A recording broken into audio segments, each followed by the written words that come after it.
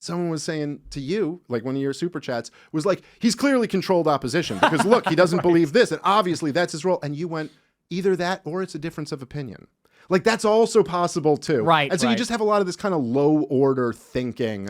People are very excited with this new idea, but the problem is like you actually don't have the background on all of this information. Like you don't really know the details here. There's a lot of that. That's exactly what it is. And that was part of how him and I fell out, is because I met him a couple of years ago and he was all gung-ho, wanted to talk about Hitler and the Holocaust and all this stuff. And we started to have this divergence, let's say, around the time of my debate with Dinesh D'Souza, which was about a year ago. I think it was June last year during the war. I remember, yeah. Yeah, and I remember I debated Dinesh. Everybody loved the debate. They all said I did a good job.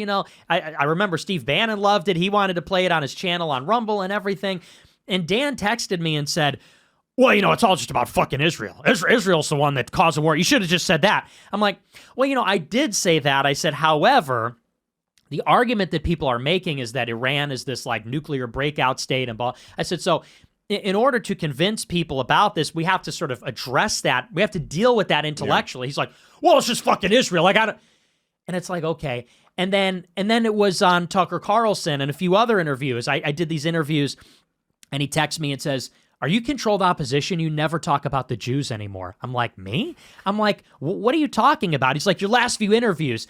I said, I believe we touched on that in Tucker and on the Jack Neal podcast. He goes, yeah, but you didn't talk about it enough.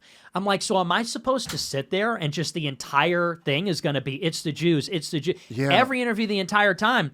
And for them, the answer is yes.